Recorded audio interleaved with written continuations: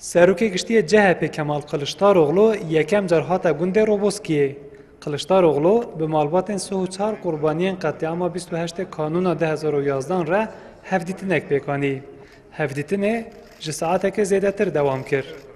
ده هفدیتنا تایبت تا مالباتن کو اب 11 سالن شینا زاروکن خواده گرن و جلن راش و شین لخواده کن جه کلشتاروغلو هفجینا ویره بحثا زاروکن خواهیم بونا قربانی کرن. کلشتاروغلو گهداریا مالباتان کر و پشتی هفدیتنه گوت. حتی که ev buya roni nebe, eşa dile dayıkan nadane. Bu olayı aydınlatacağıma dair söz vermek için buraya geldim. Eşa malbatan hêjî xilas nebûye. Heger dadwerî were vî welatî, divê ev êş bidawî bibe. Divê ev bûyer were ronîkirin. Ji bo ku ez soza ronîkirina vê bûyerê bidim, ez hatime vê derê. Piştî ku bûyer ronî bû, wê demê mirov dikare hevdû fihêl bike.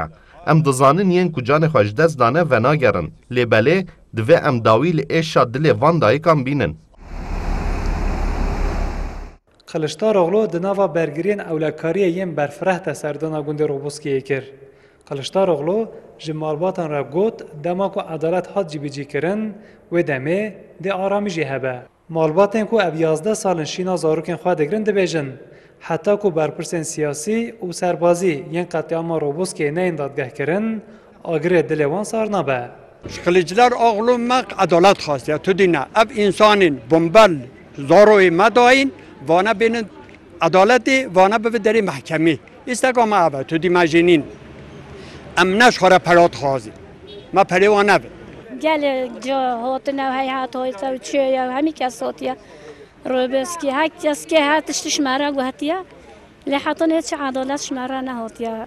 Ras ne hatiye. Em adalet xwazîn. Em eskin yedik ayolê kesê ve yemenê kuştin. Heva bivston.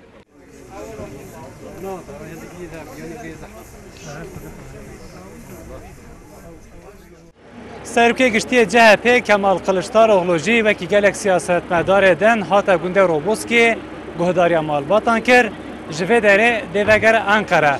Lêbelê ev malbatên ku bi êş û azarên xwe ve mane dixwazin ku siyasetmedarê wekî Kılıçdaroğlu dema ku tên û diçin Ankara li Ankara wan ji bîr nekin û dema ku bibin desthilatdar vê meseleyê bûyera Roboskiyan ku qetiyama Roboskiyê zeral bikin.